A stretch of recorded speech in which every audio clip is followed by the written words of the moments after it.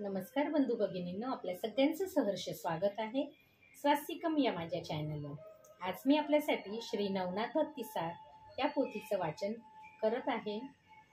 आज माझा 11 दिवसाचं जे पारायण सुरू आहे त्यापैकी आजचा 6वा दिवस आहे। तर चला मग पुढच्या कथेत सुरुवात करूया। श्री नवनाथ चरणी एकच प्रार्थना, तुमच्या ज्या कुठल्या भक्तांपर्यंत हा महिमा पोचवायचा असेल तर त्या सगळ्यांपर्यंत हा व्हिडिओ नक्कीच पोहोचू दे। त्यांच्या आयुष्यामध्ये धन संपदा आरोग्य, त्यांच्या मनातील सर्व इच्छा पूर्ण होऊ दे, हीच तुमच्या चरणी प्रार्थना। ओम चैतन्य नाथेभ्यो नमः।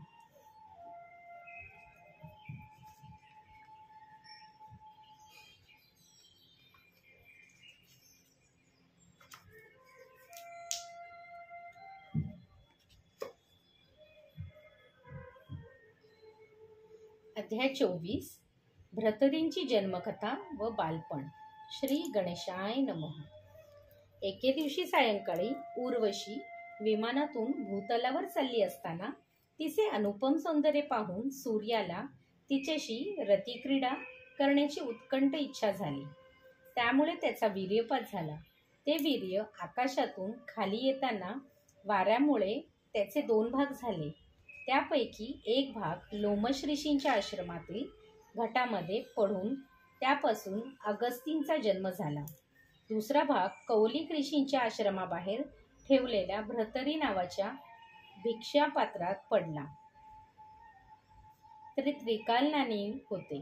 भ्रतारीतील या दिव्य सूर्यवीरात दुर्मिळ नारायण संचार करून कलियुगात अवतार घेणार आहेत हे ओळखून त्यांनी ती भ्रतरी आश्रमातच जपून ठेवली।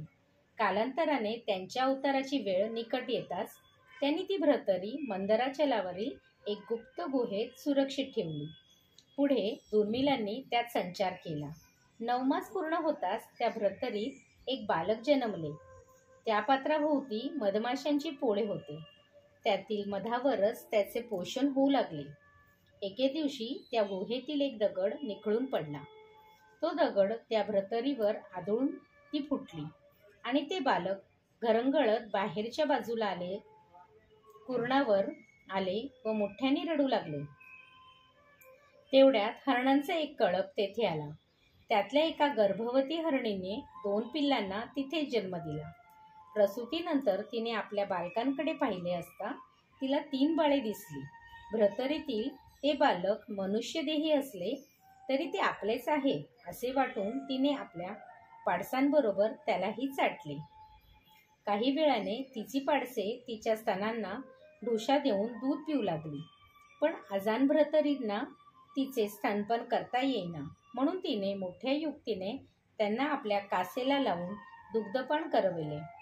अशा प्रकारे त्या हरणीने त्यांचे 2 वर्षे संगोपन केले। या अवधीत हरणांच्या संपर्कामुळे ते त्यांच्याप्रमाणेच कोवळे गवत व झाडपाला खाऊ लागले। त्यांना पशुपक्ष्यांची भाषा समजू लागली। अशी 5 वर्ष गेली। एक दिवशी जयसिंग नावाचा भाट त्या वनातील वाटेने जात असताना तो व त्याची पत्नी रेणुका या दोघांचे त्यांच्याकडे लक्ष गेले। त्यावेळी त्यांचे दिव्य तेज पाहून ते उभयंता त्यांच्यापाशी गेले। त्यांना पाहून ते आपल्या आईच्या दिशेने धावले, पण तरीही जयसिंगाने पाठलाग करून त्यांना पकडले व मोठ्या प्रेमाने त्यांची चौकशी करू लागले। तेव्हा मनुष्याला कधीही न पाहिलेल्या बालभ्रतरींना तो काय म्हणत आहे ते कळेना। ते हरणांच्या भाषेत ओरडू लागले व आपल्या मातेला हाक मारत रडू लागले। त्यांचा आक्रोश ऐकून हरणीही व्यथित झाली होती, पण मनुष्याच्या भीतीमुळे तिला त्यांच्यापाशी जाण्याचे धैर्य होईना। भ्रतरींना रडताना पाहून जयसिंगाने त्यांना थोपटले व त्यांना घेऊन तो गाववस्तीवर गेला। त्या अवधीत रेणुकाचे वात्सल्य व माणसांचा संग यामुळे त्यांची भीती कमी झाली।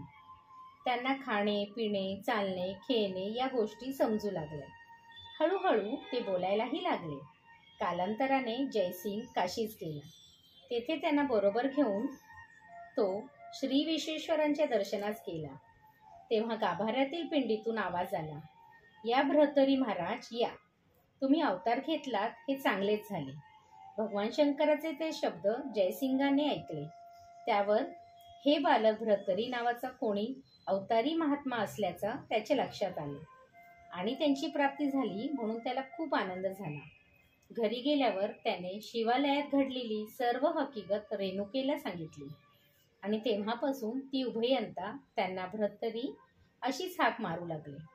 त्या दोघांनाही संतान सौख्य नव्हते म्हणून भ्रतरांनाच आपले पुत्र समजून त्यांनी त्याचे लालन पोषण केले. भ्रतरी जरी लहान असेल तरी सर्व प्रकारच्या राजचिन्हांनी युक्त होते. सवंगड्यांसमत खेळतानाही ते राजा राणीचेच खेळ खेळायचे. एके दिवशी खेळता खेळता मुले ग्रामवस्ती सोडून अरण्यात शिरली. तेथे भ्रतरींना ठेच लागून ते बेशुद्ध पडले. तेव्हा ते मेले असावेत असे वाटून मुले चुपचाप आपल्या घरी गेली. त्या समयी आपल्या पुत्राची ती अवस्था पाहून सूर्यब्राह्मणांच्या रूपाने त्यांच्यापाशी गेले आणि गंगेचे पाणी त्यांच्या मुखावर शिंपडून त्यांना सावध केले. मग कृपादृष्टी पाहून त्यांचा देह पूर्ववत केला आणि त्यांना घेऊन गावात गेले. त्याने भ्रतरींना रेणुकेच्या स्वाधीन करून तिला त्यांची काळजी घेण्यास सांगितले. त्यावेळी त्या ब्राह्मणाचे अपूर्व तेज पाहून तिने त्याची चौकशी केली असता तो म्हणाला, हे सती, मी सूर्य असून हा माझाच पुत्र आहे. मग त्याने भ्रतरीची जन्मकथा सांगून तिच्या सद्भाग्याचे मनपूर्वक कौतुक केले. त्यामुळे तिच्या मनातील त्यांच्या जन्मदात्याविषयी सर्व शंका फिटल्या. तिचे आदरातिथ्य स्वीकारून सूर्य आपल्या लोकी गेले. भ्रतरी 16 वर्षाचे झाले तेव्हा जयसिंग व रेणुकाच्या मनात त्यांच्या विवाहाचा विचार येऊ लागला. म्हणून पुत्रवधूच्या शोधासाठी त्यांनी आपल्या देशात जायचे ठरविले. प्रवास मार्गात एका अरण्यात चोरांच्या टोळीने जयसिंगास ठार करून त्यांची चीज वस्तू घेऊन पलायन केले. त्या धक्केने रेणुकाही मरण पावली. त्यांच्या मृत्यूने भ्रतरींना अनिवार्य दुःख झाले. मातपितांच्या शवांना भडाग्नी देऊन ते शोक करू लागले. योगायोगाने फिरतीवर असलेल्या काही व्यापाऱ्यांचे तेथे येणे झाले. शोकाकुल भ्रतरींना पाहून त्यांना दया आली. त्यांनी त्यांची विचारपूस केली. मग नाना प्रकारे समजावून त्यांचे सांत्वन केले आणि त्यांना आपल्याबरोबर घेऊन अवंती नगरीकडे निघाले. त्या व्यापाऱ्यांच्या सहवासात त्यांचे दुःख काहीसे हलके झाले. ते त्यांना सर्वतोपरी मदत करू लागले. काही दिवसांनी ते त्या मंडळीतच एक सभासद वाटू लागले. अध्याय 24 समाप्त. श्री दत्त प्रभू चरण पर्णमस्तु. शुभम भवतु, शुभम भवतु, शुभम भवतु.